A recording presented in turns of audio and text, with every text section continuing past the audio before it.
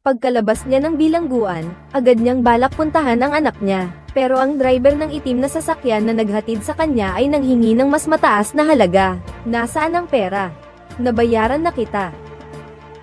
Ang lahat ng pera ang gusto ko. May kasama pa ang driver. Malinaw na madalas na nilang ginagawa ito. Ni piso, wala akong ibibigay sa iyo.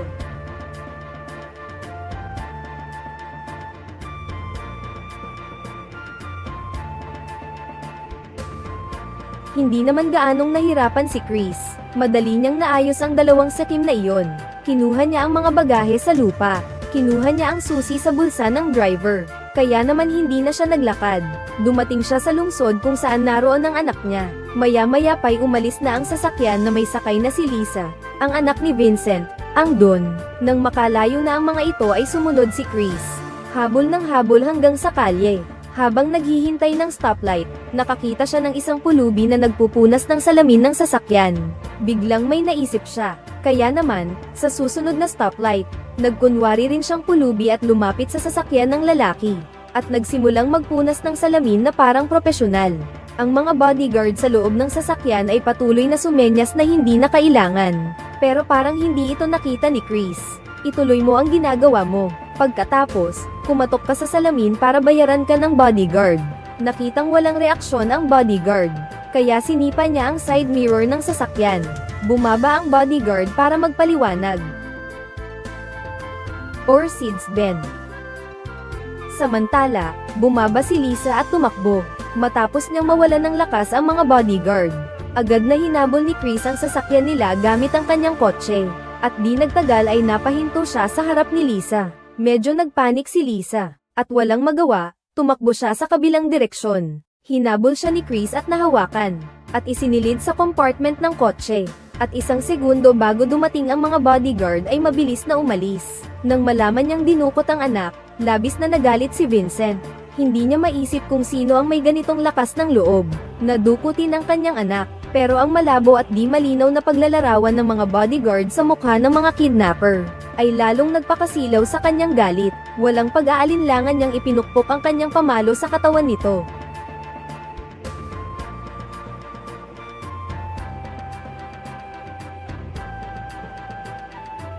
Ipinagkalat ni Vincent sa kanyang mga tauhan ang balita, at nag-alok ng malaking halaga bilang kapalit ng anumang impormasyon patungkol sa kanyang anak. Ngunit hindi niya alam na si Chris ay nagmamaneho, kasama si Lisa, at malapit nang umalis sa lungsod na ito.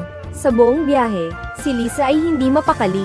Paulit-ulit na kinakatok ang compartment sa likod ng sasakyan. Wala nang nagawa si Chris kundi ihinto ang sasakyan. Handa nang buksan ang compartment sa likod para sawayin ito. Tulong. Hindi ako masamang tao, okay. Naghabulan silang dalawa hanggang sa makarating sila sa kailaliman ng kagubatan. Sinabi ni Chris na wala siyang masamang intensyon. Gusto niya lang daw makausap ito, para mapatunayan ang sinasabi niya. May inilabas pa siyang isang litrato. Larawan iyon nila kasama ang mga magulang ni Lisa. Napanganga si Lisa nang makita ang litrato. Hindi siya makapaniwala na ganito ang gagawin sa kanya ng kaibigan ng mga magulang niya. Sinabi ni Chris na napilitan din siya. Pinapanta ako ng nanay mo para sunduin ka. Nangangarap ka. 5 taon na pong yumao ang ina ko. Alam ko. Ipinangako ko sa nanay mo, kung sakaling may mangyari, hanapin kita, at ilayo ka kay Vincent. Ang dami ng sinabi ni Chris. Pero hindi pa rin nabawasan ang pag-aalangan ni Lisa. Wala siyang nagawa kundi kunin ang armas at ibigay sa kausap. Ito ang kanyang pagpapakita ng katapatan. Pero hindi naman naniniwala si Lisa na may bala ang baril. Subukan mong barilin. Nako. Naniniwala ka na ngayon. Sumakay na kayo ngayon din. Pagkasakay pa lang ni Lisa, nagbago na ang isip niya. Inutusan niya si Chris na bumalik kaagad, kung hindi, babarilin niya ito. Kung hindi, babaril siya. Halatang hindi gagawin iyon ni Chris. Hindi rin niya akalaing babaril si Lisa. Pero nagkamali siya sa pagkakataong ito. Pinaputok nga ni Lisa ang baril. Buti na lang walang bala ang baril. Tanging ang walang saysay na pag-i-score lang ng firing pin ang narinig. Lumingon siya kay Lisa at sumigaw. Si Lisa naman ay hindi nagpatalo at sumigaw din pabalik. Agad na napuno ng tensyon ang makipot na sasakyan. Kasabay noon, Biglang nag-alarm ang sasakyan dahil sa mababang gasolina. Napag-alitan si Chris at malakas na sinuntok ang manibela para mailabas ang kanyang galit. Ngunit habang bumababa si Chris para magpagasolina, si Lisa naman ay tumingin sa mga taong nag-aayos ng sasakyan sa di kalayuan. Samantalang hindi siya napapansin ni Chris, agad siyang lumabas at tumakbo. Paulit-ulit pa siyang sumisigaw ng saklolo. Pagkahabol ni Chris ay agad siyang napapalibutan ng mga tao.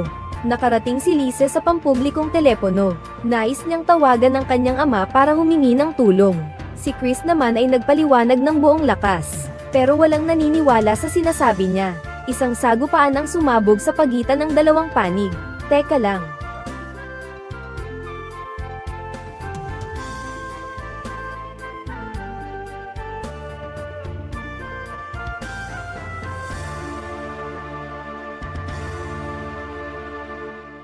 Habang binubuwal niya ang lahat, nakausap din ni Lisa ang kanyang ama. At saka palang tatanungin ni Vincent kung nasaan ang anak. Biglang pinutol ni Chris ang tawag nila, at isinakay ulit si Lisa sa sasakyan. Para mapigilan siyang magwala ulit, tinalian ni Chris ang mga kamay niya. Pero hindi ito nakapagpakalma sa kanya. Binyantaan siya ni Chris na umayos. Kung hindi, ipagpapatuloy niya ang pagkulong dito sa compartment. Sino ka ba? Wala kang pakialam sa akin. Alis. Ako ang ama mo.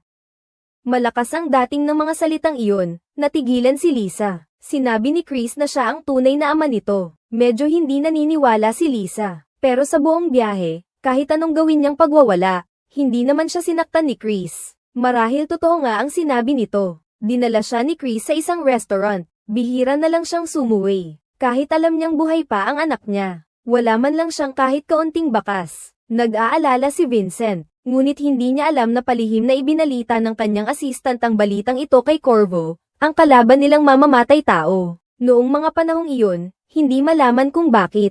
Naging dahilan si Vincent kung bakit si Corvo ay malubhang nasugatan, at nawalan pa ng isang braso. Mula noon ay naging magkaaway na sila. Saka, may balak pala ang assistant na palitan si Vincent bilang leader ng grupo. Kaya naisipan niyang gamitin ang pagkakataong ito. Papatayin si Vincent gamit si Lisa na pagpipilitan kay Corvo, para maalis ang hadlang sa pag-angat niya. Napakagaling na plano. Habang kumakain, tinanong niya si Chris, kung ama kong araw ikaw, saan ka ba nagpunta sa loob ng maraming taon? Nahihiya si Chris. Pero sinabi pa rin niya kay Lisa na nakakulong siya. Ngunit nang tanungin siya ni Lisa kung bakit, hindi sumagot si Chris. Bagkus ay tinitigan niya ang kwintas na may diamante sa leeg nito. Iyon ang regalo niya sa kaarawan ng ina nito noon. Nang marinig ni Lisa na pinag-uusapan ni Chris ang kanyang ina, biglang sumagi sa kanyang isipan ang lungkot at pagkamis. Hindi niya maintindihan kung bakit nagpakamatay ang kanyang ina noon. Ngunit sinabi ni Chris na hindi naman.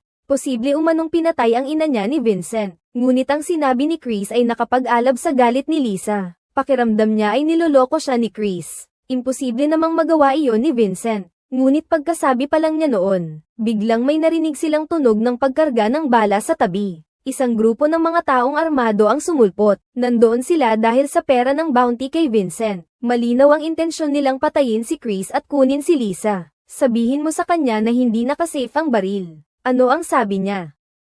Sabi niya hindi mo nakasafe ang baril.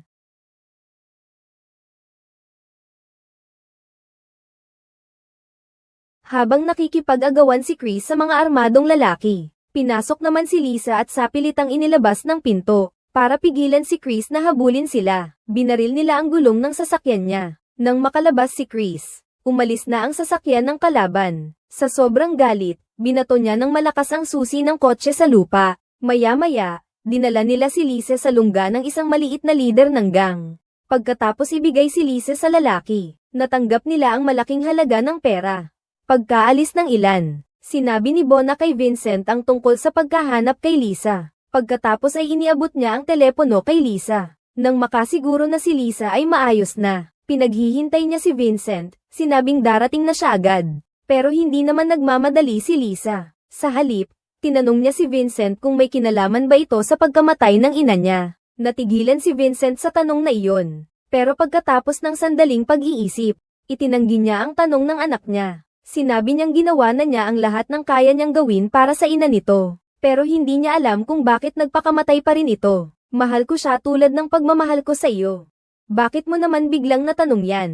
Sabi niya, siya ang tunay kong ama. Kung ang kaninang tanong ay pagkagulat lang, ito naman ay talagang isang napakalaking gulat. Sisigat pa sana si Lisa nang may marinig siyang putok ng baril. Matapos tingnan ni Bona ang CCTV, natuklasan na may nagmamasaker sa mga tauhan niya. Para hindi maaga ng iba ang kanyang ransom, itinago niya si Lisa. Ang dumating ay ang mamamatay taong si Corvo. Ngayon, kahit wala na ang isang kamay niya, mas lumakas pa nga ang lakas niya, at mas malupit pa kaysa dati. Para siyang nag-aani ng damo sa pagpatay. Walang anumang pasan sa isipan. Ang 12 ng tauhan ni Bona ay walang kahit isa man lang na nakatapat sa kanya.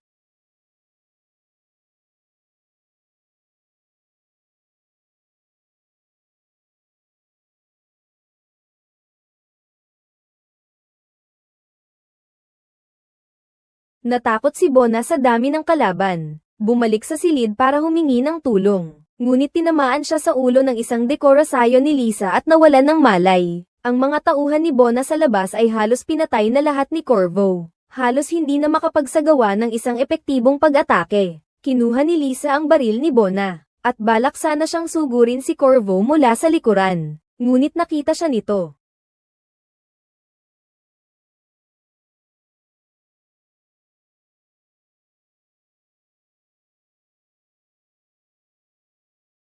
Susugurin sana ni Corvo si Lisa, ngunit nakasalubong niya si Chris na nahuli. Walang ano-ano'y nagsuntukan na ang dalawa. Mas mabilis at mas maagap si Chris, ngunit hindi kayang labanan ng kamao ni Corvo na yari sa bakal na nagyayelo. Sununtok siya ng sununtok sa kalaban pero walang epekto. Pero isang suntok lang ng kalaban, tomba na siya. Wala siyang laban. Si Corvo, na akmang susugod, ay lumingon at hinabol si Lisa. Tumakbo naman si Lisa. Pagdating nila sa rooftop, wala na silang makitang daan. At dumating na rin si Corvo. Mukhang wala ng pag-asa. Pero sa sumunod na segundo, sumugod si Chris. At bumangga kay Corvo, at sabay silang sumairon ng bintana, at bumagsak sa bubong ng sasakyan sa unang palapag.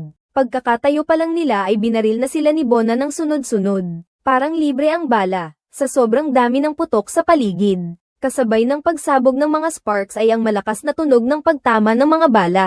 Sumuong si Chris sa ulan ng bala, at tumalon sa bintana para makaiwas sa panganib. Mabilis na pinaputokan ni Bona si Corvo. Pagkatapos ay may narinig na tunog ng pagkabit ng mekanismo sa baril. Wala na palang bala. Lumapit si Corvo. Tinanggal niya ang prosthetic leg niya, at ginamit ang nakatagong patalim para hiwain ang ugat ni Bona. Lumabas siya nang hindi lumilingon.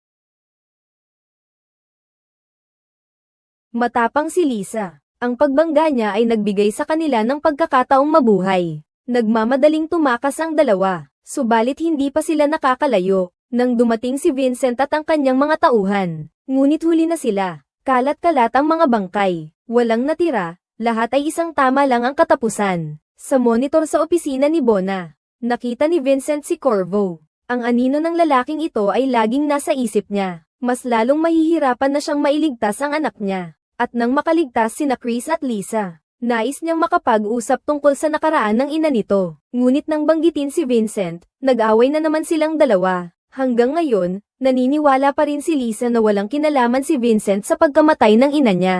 Kahit sabihin pa sa kanya ni Chris, na ang kanyang kinulong sa loob ng 15 taon ay dahil kay Vincent, naniniwala pa rin si Lisa kay Vincent. Sa halip, parang nagsisinungaling si Chris. Alam din ni Chris na para lubos na makita ni Lisa ang totoo kay Vincent, kailangan niya ng matibay na ebidensya. Kaya habang pauwi na sila, may ikinwento siya kay Lisa tungkol sa kanilang tatlo noon. Magkakaibigan silang tatlo noon. Magkasundo at magkatulungan sa lahat ng bagay, pati na sa pagnanakaw ng pera sa bangko. Magkasama rin silang nagnanakaw ng mga antique at artifacts, at hindi sila nabibigo. Pero nang malaman niyang may Lisa na si Vincent, nagpanik si Chris. Dati pa man ay nagsasayang lang sila ng pera. Walang anumang ipon. Kaya para kay Lisa, para maayos ang kanyang pagsilang, nagkasundo silang gawin ang huling trabaho. Tapos magtatago na sila at magbabago ng pangalan. Kagaya ng dati, naging maayos ang misyon. Ang perang nakuha ay sapat na para sa kanilang masayang buhay habang buhay. E paano ka naman nahuli? Sinisiraan niya ako. Vincent.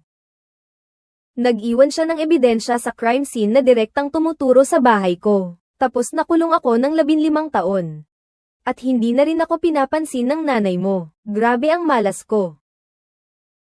Pero hindi naman napatunayan na siya ang pumatay sa kanya. Hanggang ngayon, naniniwala pa rin si Lisa na hindi sasaktan ni Vincent ang ina niya. Hindi maganda ang naging pagtatapos ng usapan nilang dalawa. Maya-maya pa ay nagising si Corvo sa tabi ng sasakyang bumangga sa kanya, at tumakbo papunta sa malapit na banyo. Hindi naman nakamamatay ang pagkakabangga, pero nakapagdulot pa rin ito ng isang sugat sa noo niya. Kinuha niya ng kalmado ang karayom at sinulid para tahiin ang sugat. Walang emosyon ang mukha niya na para bang nag-aayos lang siya ng isang bagay. Mga piyesang mekanikal na walang emosyon. Ang kalmadong ito na higit sa karaniwan. Mas nakakatakot pa sa duguan na sugat. Pagkalabas niya sa banyo matapos gamutin ang sugat, narinig ni Corvo ang dalawang basagulero sa loob ng sasakyan na nagbubulungan at tinuturo siya. Hindi nagalit si Corvo. Dahan-dahan siyang lumapit sa kanila.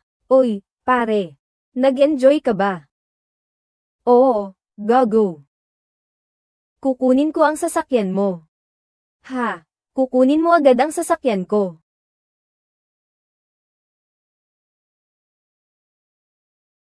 Umalis ka na, baliw.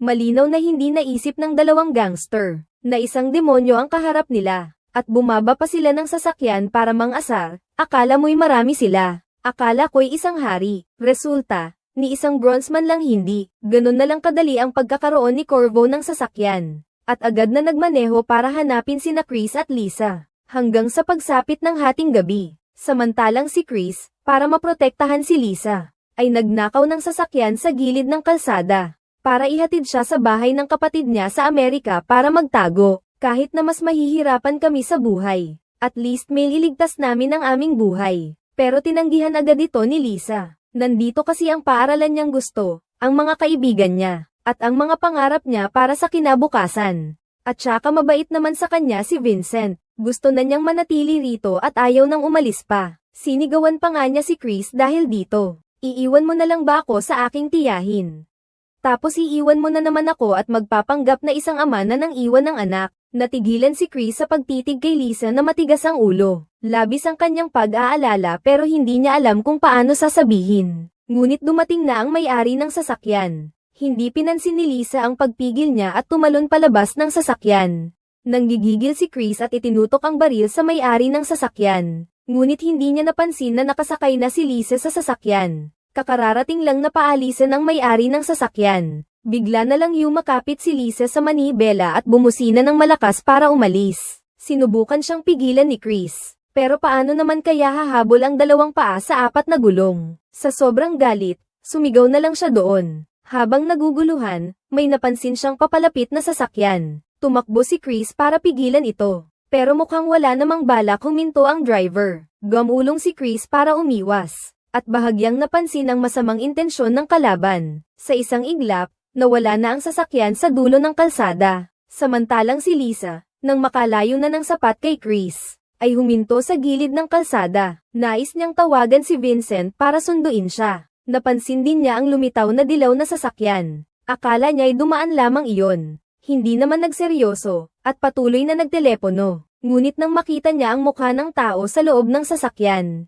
sa wakas ay nagpanik siya. Lumingon siya at tumakbo ng mabilis, at si Corvo ay mabilis na sumunod. Nakahanap si Lisa ng gamit at nagtago. Naghahanda siyang salakayin si Corvo. Ngunit ang resulta ay hindi na nakakagulat. Lubos niyang minamaliit ang walang awang mamamatay taong ito. Hindi niya kaya, isang batang babae lang siya. May kakaibang ugali si Corvo. Bago niya patayin ang target niya, lagi niyang binibigyan ito ng mansanas. At ganun din ang nangyari ngayon. Kinuha ni Lisa ang mansanas ng may lakas ng loob, at kinagat ito ng pagkalakas-lakas. Masayang pinanood ni Corvo si Lisa habang ngumunguya, pero biglang nagbago ang tingin ni Lisa. Mamatay ka, halimaw ka.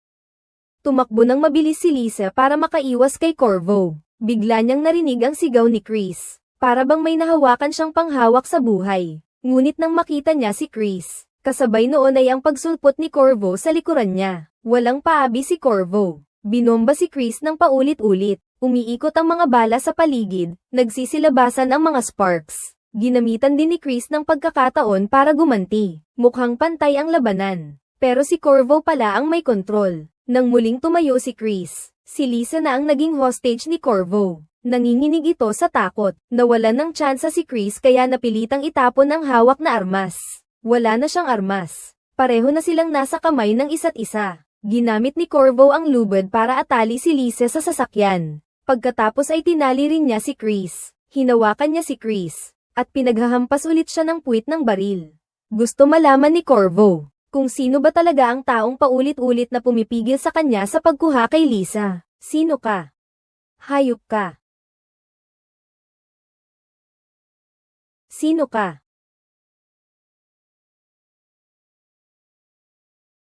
Ang ama ko siya. Si Vincent ang ama mo. Hindi, siya ang tunay kong ama. Nagulat si Corvo nang marinig iyon. Pagkatapos niyang tingnan si Chris, diniretso na lang siyang binugbog hanggang mawalan ng malay. Nang muling lumitaw si Chris sa kamera, nakasabit na siya sa isang malaking puno ng balete sa harapan ng simbahan. Maya-maya pa'y dumating si Vincent. Malinaw na si Corvo ang nagsabi sa kanya. Ang magkapatid na dating magkasundo, ngayon ay naghahangad ng ipapatay ang isa't isa. Plano sana ni Vincent na patayin na si Chris. Sa tingin niya, ang presensya ni Chris ay makakaapekto lang sa relasyon nila ni Lisa. Pero pag-isipan natin, baka sakaling may magamit pa siya sa hinaharap, kaya naman pinagpalaya niya si Chris sa kanyang mga tauhan. Sa pagbabalik niya, tumanggap ng tawag si Vincent kay Corvo. Pinapunta siya sa lugar kung saan pinutol ang braso niya. Nandoon ang anak niyang babae. Oo nga pala, muntik ko nang makalimutan. Pakisabi sa kanya, salamat sa kanyang malaking tulong. At sabihin mo na rin sa akin ang tungkol sa anak niyang babae. Nagalit si Vincent nang marinig ang balita. Hinugot niya ang baril at binaril ang kanyang katulong. Hindi siya nagpapakita ng awa sa mga traidor. Nagtaka si Chris sa alitan ng dalawa. Dahan-daang nagkwento si Vincent. Noong panahong iyon, inupahan niya si Corvo para sa isang misyon. Ngunit lumampas sa hangganan ang ginawa nito. Nabunyag ang mahalagang impormasyon, kaya siya'y nalugmok sa krisis. Pagkatapos, nagpadala si Vincent ng 15 piling tauhan para sugpuin si Corvo. Resulta, lahat ng 15 ay namatay. Samantalang si Corvo ay isang braso lang ang nawala. Ngayon, siya'y naging immortal na demonyo, isang mamamatay taong kinatatakutan sa buong mundo. Maduguan ang mga kamay. Lalong sumeryoso ang mukha ni Chris nang marinig iyon. Maya-maya pa ay nakarating na ang sasakyan sa pinagtagpuang lugar. Hinati ni Vincent ang kanyang mga tauhan sa 3 maliliit na grupo, para magkahiwalay na maghanap sa kinaroroonan ng anak. Samantalang si Chris naman ay nag-iisa at patago nang nagtungo sa isang abandonadong pabrika. Ngunit ang mga tauhan ni Vincent ay mahina. Ilang sigaw lang ang narinig saka nawala na ang ingay. Sinundan ni Vincent ang pinanggalingan ng tunog, at nakita niya ang bangkay ng isang tauhan. May nakasabit pa sa ulo nito. Kakababa lang niya ng bangkay. Agad na idinikit ni Corvo ang kanyang patalim sa leeg nito. Inihatid ni Corvo si Vincent sa isang liblib na daan. At nakita nila si Lisa na nakakulong doon. Labis ang tuwa ng mag-ama. Ngunit nakita ni Vincent ang bakal na nakakadena sa pulso ni Lisa. May nakasabit na matalas na lag-ari sa gilid. Pinaandar ni Corvo ang switch, at unti-unting humigpit ang kadena. Nakuha ng sigaw ni Lisa ang atensyon ni Chris. Ngunit naibunyag din ang kinaroroonan nila. Hinabol sila ni Corvo gamit ang baril, at agad silang nagkagulo. Samantala, habang nag-aaway sila, tumakbo si Vincent patungo sa tuktok ng conveyor belt. Sinubukang patayin ang makina. Ngunit nang malapitan niya ay natuklasan na ang dulo ng conveyor belt ay isang napakalaking makinang panggiling. Pilit niyang pinindot ang lahat ng switch. Ngunit wala ni isa mang gumana. Normal pa rin ang paggana nito. Kumuha pa siya ng bakal na pamalo para harangan ang makina. Ngunit walang nangyari. Sa kawalan ng pag-asa, kinailangan niyang kunin ang lag-ari. Handa na sana niyang putulin ang braso ng anak niya para mailigtas ang buhay nito. Pero kahit ilang ulit niyang sinubukan, hindi niya magawa. Samantala, lalo pang lumalakas ang pag-aaway ni Chris at Corvo. Masipag at mabilis si Chris, pero hindi niya kayang labanan ang bakal na kamao ni Corvo. Akala mo si Vincent ang pumatay sa kanya. Siya ang nag-utos sa akin para mawala siya. Nag-enjoy din ako ng kaunti. Mas lalong nagalit si Chris nang marinig iyon. at mas naging matalas at mabangis ang mga suntok niya. Dahil sa galit, tuluyan nang iniwan ni Chris ang pagtatanggol at sumabak sa isang labanang may posibilidad na ikamatay. Kahit na matamaan ay hindi siya umatras. Panay ang atake, pareho silang nagbigay ng lahat ng kaya nila. Tuloy-tuloy ang pag-atake sa mga mahahalagang parte ng katawan ng isa't isa. Pagkatapos niyang mapabagsak si Corvo, agad na tumakbo si Chris patungo kay Lisa. Pero hindi basta sisuko si Corvo. Agad siyang gumanti. Hinabol niya si Chris at nagpatuloy sa pakikipaglaban. Nag-aalala si Chris. Umiwas siya at sinipa ang kalaban para maitulak ito. Tumakbo ulit siya patungo kay Lisa na nasa tabi ng sira-sirang makina. Pero si Corvo ay nakadikit na parang linta sa kanya. Nang makarating si Chris, ang katawan na ni Lisa ay nahahatak na ng mga kadena patungo sa gilid ng makinang panggiling. Sa isang iglap, dumating si Corvo. Napilitang lumaban si Chris. Sa pag-aaway, ang matalim na sandata ay tumama sa tiyan ni Chris. Isang sipa ang ipinukol ni Corvo at natamba siya. Tuluyan nang nawalan ng lakas si Chris. Umiiyak ng pagkalakas-lakas si Lisa. Lumingon si Corvo at hinawakan si Vincent. Itinutok ang kutsilyo sa lalamunan niya. Sabihin mo sa kanya ang ginawa mo. Sasabihin ko sa iyo kung paano patayin ang makina. Mahal ko, anak ko, patawad. Kailangan kong pigilan ang nanay mo. Gusto kanyang agawin sa akin. Paghihiwalayin niya tayo. Hindi ko hahayaang gawin niya yan. Kaya binayaran mo ang gagawang yun para patayin ang nanay mo. Masaya ka na ngayon. Lalo pang nadagdagan ang kawalan ng pag-asa sa mga takot na mata ni Lisa dahil sa mga sinabi ni Vincent. Habang papalapit na ang pagdurog kay Lisa, sinabi ni Corvo kay Vincent na nasa baba ang switch. Halata namang wala na silang sapat na oras. Ngunit sa gitna ng panganib, Lisa. Isang diamante.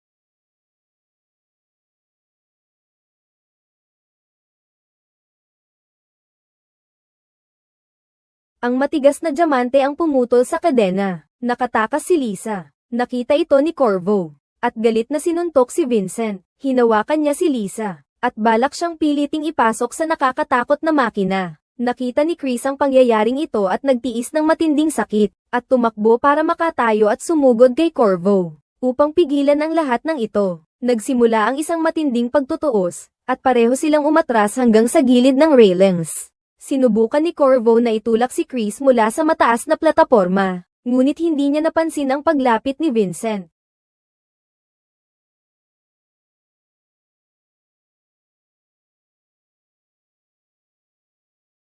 Sabay silang bumagsak ng malakas, at hindi alam kung ano ang mangyayari sa kanila. Tinignan niya si Chris na puno ng sugat ngunit inaalala pa rin ang kaligtasan nito. Sa wakas, nagbukas na ang puso ni Lisa. At ibinuhos niya ang kanyang damdamin sa kanya. Naramdaman niya ng lubusan sa sandaling iyon. Ang pagsisikap ng lalaking ito na protektahan siya. At matagal na niyang isinantabi ang buhay at kamatayan. Sa huli, sina Lisa at Chris ay pumunta sa sementeryo. Upang dalawin ang kanyang ina. Kahit na malubha ang sugat ni Chris. Ngunit himalang nakaligtas siya. Siguro'y awa ng tadhana. At ayaw nitong paghiwalayin ulit ang mag-ama na kakapulong-pulong pa lang. Naniniwala akong susunod, magdadamayan ang mag-ama, at magsisimula ng panibagong buhay na puno ng kaligayahan. Balik tayo sa pinag-iiwanan na pabrika. Ang natitira na lang sa lupa ay ang malamig na bangkay ni Vincent, simbolo na marahil ay magpapatuloy pa ang alitan. Sama-sama nating abangan ang susunod na kapana-panabik na kabanata, katapusan ng palabas.